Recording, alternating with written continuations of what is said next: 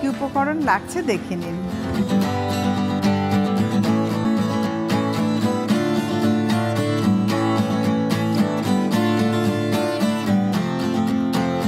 ব্রেডটাকে মাঝখানে ফালি করে নিতে হবে,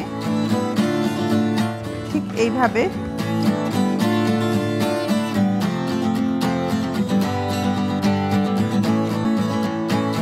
চুলাটা ধরিয়ে দেব। প্রথমে একটু বাটার দেব প্যানে। বাটার দিয়ে রুটিগুলো সেঁকে নিতে হবে। নিচের যে পিঠটা থাকবে সেই পিঠটা, উপরের যে অংশটা থাকবে সেটা সেঁকার প্রয়োজন।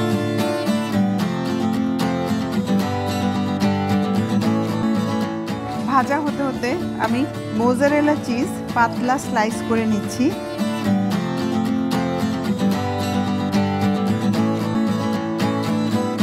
হয়ে গেছে।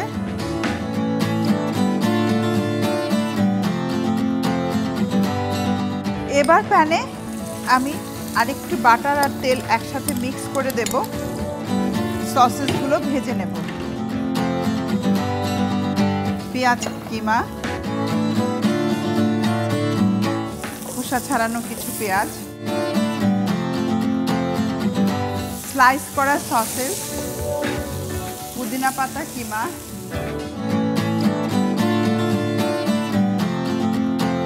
লবণ সামান্য,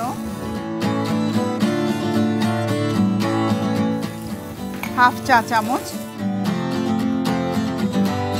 এরপর দিচ্ছি চিলি সস। চুলা বন্ধ করে দিলাম। লেবুর রস, পেঁয়াজ পাতা। এখন আমি এই দুটো পিস, উপরের যে পিসগুলো আছে এগুলোকে রেডি করছি। 2 পিসে মেয়োনিজ দিব। সসেসগুলো উপরে দিয়ে দিচ্ছি।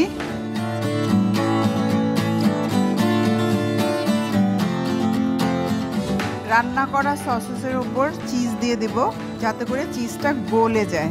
এরপর স্লাইস করা গাজর, টমেটো পাতলা স্লাইস করে নিতে হবে।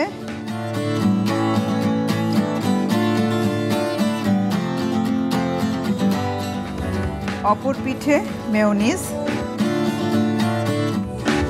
একটু টমেটো কেচাপ।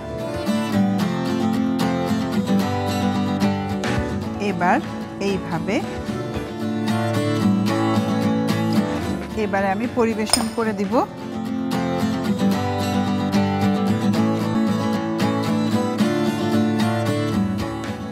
লেটুস পাতার গ্রিন কালারটা সাবমেরিনে খুব ভালো যায়, সাইড দিয়ে বেরিয়ে থাকে, দেখতে সুন্দর লাগে।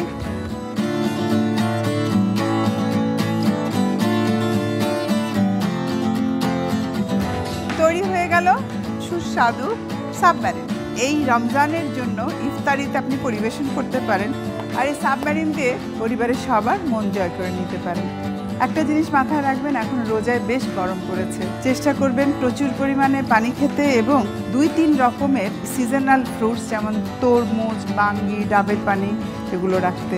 দেখা হবে আবারও। ভালো থাকবেন।